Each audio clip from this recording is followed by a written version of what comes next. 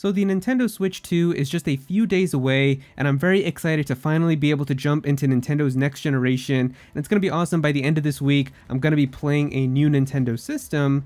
But while thinking about it, there was one thing that kind of came into my mind, and it's not really something that I need to worry about, but it is an interesting topic to kind of discuss, and I felt like I should make a video on it. And that is kind of discussing a point now that we're getting to with Nintendo systems that we've never really had to worry about before. And what I'm talking about is the TV that you're going to be playing your Nintendo Switch 2 on. Now, if you're mainly a handheld person and you're just going to be playing your Switch 2 in handheld, you don't really need to worry that much about this video, but if you're someone like me who's mainly just going to be playing it in docked mode, because after looking at kind of the battery life results that we're getting for the Switch 2, it seems like it's going to be considerably lower than the OLED model, and I think the OLED model has a pretty decent battery right now, but it seems like the Switch 2 in handheld isn't going to have the best battery, and I kind of want the best possible like image quality and everything too, so I'm pretty much just going to be playing this system 90% in docked mode.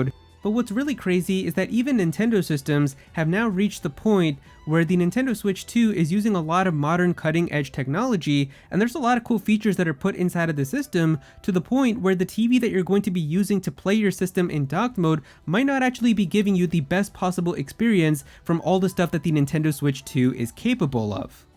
See, for a long time, it never really mattered that much what kind of TV you were using to play your video game systems, and that goes for all of them with like PlayStation, Xbox, Nintendo. It wasn't really that big of a deal. I guess you could say the first important kind of thing that came was when the system started moving into HD with like the Wii U in 2012, and then we had the Xbox One, and like I think the 360 already had like an HDMI port, and same thing with like I think the PS3 also, but that was kind of the one thing that you needed to worry about, like I guess making sure that you actually have an HD TV. But now with these modern systems like the PlayStation 5, the Xbox Series X, and also with the Nintendo Switch 2, there's so many cool features and things that are being put inside of these systems that it's very likely that the TV that you're using might not actually have all of these features to really give you the best possible experience, because if you're still using like your old TV from like 2012, 2013, then yeah, you're definitely not going to be getting the best possible experience. So I figured I'd make a video to kind of talk about some of the things that you should look for if you're thinking about buying a new TV, and also getting the best possible experience that you can with it for your Nintendo Switch 2. And so what are the things that you should look out for when looking to buy a new TV for the Switch 2? Well, I'm sure the first thing that a lot of people are going to say is, well, the Nintendo Switch 2 is capable of doing 4K, so you're going to want to have a 4K TV. And for the most part, I don't think that a lot of Nintendo Switch 2 games are going to be doing like actual native 4K, but it is possible because of the NVIDIA chip that is inside of the system. It's going to be using NVIDIA's DLSS upscaling technology to basically take low resolution gameplay and images and upscale them to appear as if they're looking like they're in 4K. And so if you do have a 4K display or like a high quality display, then you're really going to be seeing these sharp visuals and just them looking in the best possible image quality that they can. So yeah, I would recommend trying to look for a 4K TV. That is pretty easy to see, like a lot of them will be just saying 4K TV, or they might use the actual resolution, which is 2160p. But in addition to 4K, the Nintendo Switch 2 is also capable of doing 1440p resolution, which is like a good balance between better than 1080p from like the Switch 1, but not quite as sharp as an actual 4K display. And you don't really see that many TVs that are at this resolution, but this is a very popular resolution for a lot of gaming monitors. And so if you're somebody who plays mainly at like a desk anyway, and you're looking to get like a new monitor, and that's where you're going to be playing your games in docked mode, this is also an option for a lot of people. 1440p, I've seen a lot of people really enjoy it because the images still look really sharp because it's better than 1080p, but even if it's not as good as 4K, you can get these for a cheaper price compared to an actual 4K monitor or 4K TV. And we also know that the Nintendo Switch 2 is going to be able to do 1440p at up to 120 FPS, both at the same time. And this could be an advantage to you over 4K because Nintendo did specify that 4K is going to be capped at 60 FPS. You're not going to be able to do 4K and go above 60 FPS at the same time. But if you do have it set to 1440p, you will be able to do 120 FPS as well. But speaking of that, that is also another thing to look out for, as it's going to be possible now for certain games to have the frame rate for them exceed above 60 FPS on the Nintendo Switch 2 and go up to 120 FPS, which is going to be really amazing. Now obviously not every single game is going to be able to do this, but they did show us an example with Metroid Prime 4, as that game is going to be able to do that. So there is going to be a 1080p 120 FPS mode where it's going to be running extremely buttery smooth when you're like kind of aiming around and just moving the camera around and going through the game.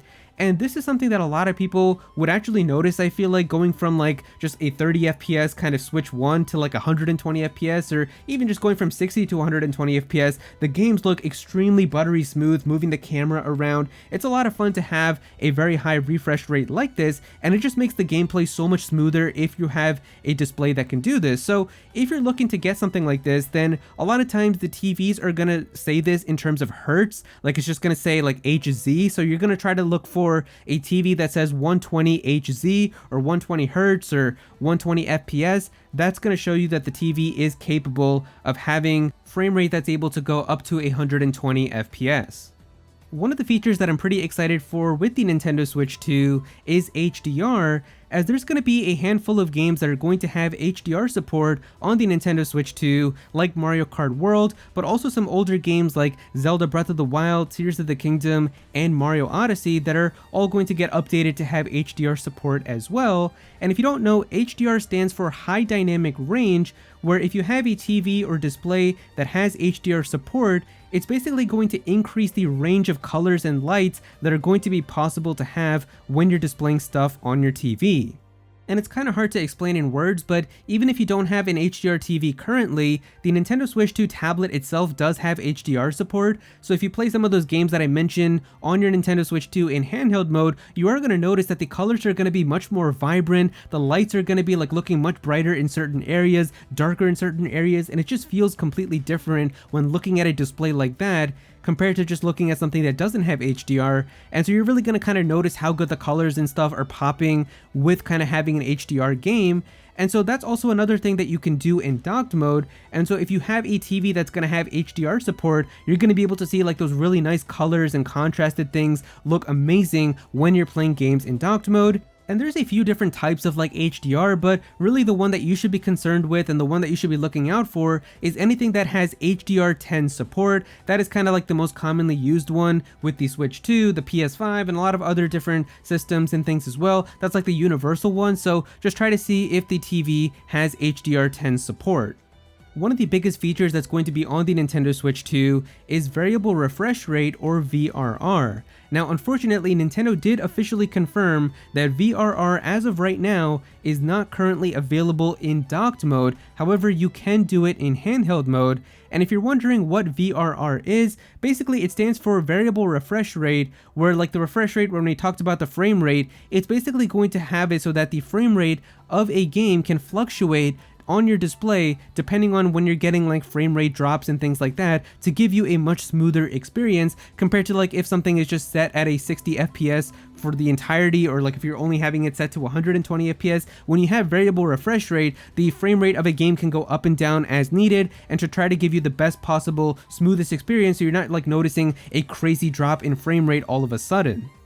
Now VRR was listed on Nintendo's website as something that you could do in docked mode, but it got erased out of the website just a few weeks ago, and it was kind of a little weird, but they did officially confirm that right now you currently won't have VRR support. But the way that it seems like, I feel like Nintendo is trying to get it to come eventually, and for some reason, I guess with VRR, it's just kind of hard to get it like right away. And I think with the Nintendo Switch 2 especially, because they're using like USB-C to put it on your TV, I think there's some type of like conversion thing that they need to do with like DisplayPort into VRR and things like that. So I think that they will figure it out at some point, and it's possible that there could be like a software update that comes later down the line that adds VRR support. This is basically what happened with the PlayStation 5, where VR. The PlayStation 5 came out in 2020, but it wasn't until 2022 where there was an update that added VRR support. So it's possible that Nintendo could try to do something similar where we get VRR support later, or maybe it might even be added with like a revision if it's not possible to do on a hardware level with the current Nintendo Switch 2. But regardless, I do feel like VRR is a very good feature that you should have for future proofing, just in terms of if it comes to the Nintendo Switch 2, if it comes to the Switch 2 Pro or Switch 2 OLED or whatever down the line. But even for other systems, like if you have a PlayStation 5 or if you're looking to get a PlayStation 6 one day or anything like that, it is a feature that is going to be used and it is very nice. So I would try to look for making sure that you also have a TV that is capable of doing VRR. Really, with VRR, anything that has an HDMI 2.1 port should be able to do that, so that's also another thing that you can look out for. If your TV has an HDMI 2.1, then that means it's going to be able to do VRR. Input latency is also an important aspect of playing games in docked mode, as the input latency comes from like the moment that you press a button on your controller to when that input gets registered inside of the game, and you don't want there to be like a big delay for when you're playing like competitive games, and especially just kind of moving around in games, because then it can feel kind of wonky when you have to wait like a split second to get that to actually happen in the game from when you press the button. A lot of TVs actually come with just a gaming mode to help you with this, and especially if you're looking at gaming monitors and stuff, those are made for having low input latency so that you can have the best possible response time when you're playing your games and everything. So that is also another thing to look out for if you kind of want to get the best possible experience for competitive games like Splatoon and things like that, if you want to play these in docked mode. And finally, the last thing that I've seen some people asking about is it worth getting an OLED TV over just a normal LED TV or something else? And I'm going to say right away, the difference between OLED and LED is instantly noticeable. And really, if you look at an OLED TV a lot, it's going to be kind of difficult to go back. Now, if you don't know the exact difference, a lot of LED TVs and other TVs usually have like a white backlight that's behind kind of the display, and the light shines kind of through and shows you everything that's being displayed on the screen. With an OLED TV, every single pixel itself is like its own individual light, which means like when something is dark, it can just turn off that pixel to give you like a really deep, rich, inky black. And then when something is like colorful, it can turn on that light and give you like a really nice, colorful, vibrant image for that. And so when you're playing a game, when you're going through like really dark and really colorful environments and things like that, it just makes stuff look incredible when you have an OLED display. If you have a Nintendo Switch OLED, you know exactly what I'm talking about. Just compare that to like your original Switch and you can tell like exactly how much of a difference that is. It's basically the same thing, but on a TV. But OLED TVs are also very expensive, and so if you are interested in getting one to try to have the best image quality that you can with your games in docked mode, I hope you're also ready to spend a lot of money on it. And so from all of these things, I'm telling you right now, if you're looking to buy a TV that has all of these features, it is going to be very expensive. Just having 120 Hz right away is going to make your TV go pretty expensive, because most TVs are pretty much at 60 Hz because you buy them to just kind of watch movies and things, and those are never going to be at 120 Hz. But if you do want to have like one used for gaming and have high refresh rate, then that is already just going to add a couple $100 immediately to the TV itself. But really, it's just going to be pretty expensive with all of these features, and so maybe you can kind of pick and choose certain things. Like if the OLED isn't that important to you and you're okay with not having like the inky blacks and like the really vibrant colors, then you might be okay with like just getting a normal LED model. Maybe if you don't really care that much about the VRR and it's okay if your games are a little bit stuttery, then you can try to get one that doesn't have that, and you can kind of look around and try to see things. I feel like 4K and HDR is something that pretty much comes with every TV nowadays, but the VRR, the low input latency, the OLED, those things are definitely going to be stuff that makes it pretty expensive, so you might have to kind of go around and try to find something with your budget. But when it comes to something like this, personally for me, I do find it worth kind of investing a lot of money into it and just getting a really nice high-end version of it, to the point where you've basically kind of future-proofed it and you don't really need to worry about upgrading or replacing it in just a few years, and you can keep it for a really long time.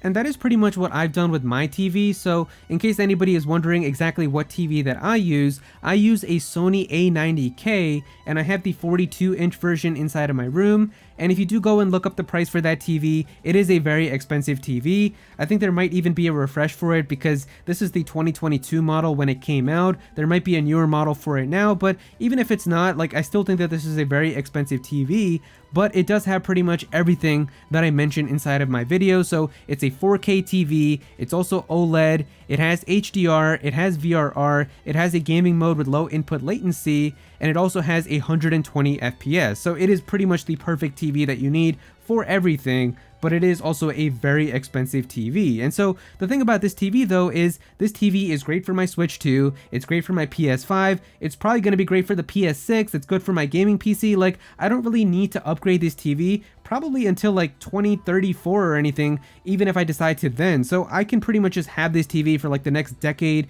like 10 to 12 years really, and not have to worry about it. So that's why, even though it was very expensive when I bought it, the fact that I don't really have to worry about replacing it or upgrading it in just a few years is really kind of what gives me peace of mind. So maybe that is something that you might be also kind of considering to do if you're looking to get a new TV. But yeah, I've yapped way too much inside of this video. I just wanted to make sure everything was clear if you are looking to get a new TV for the best possible experience with your Nintendo Switch 2.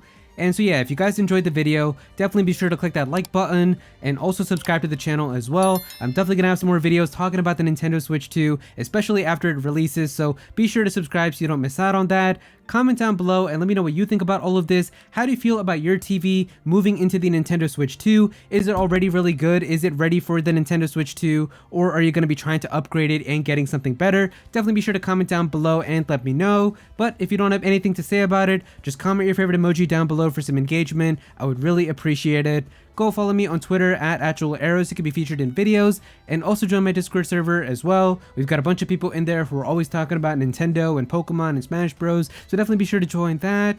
But yeah, that's pretty much it. Thank you so much for watching.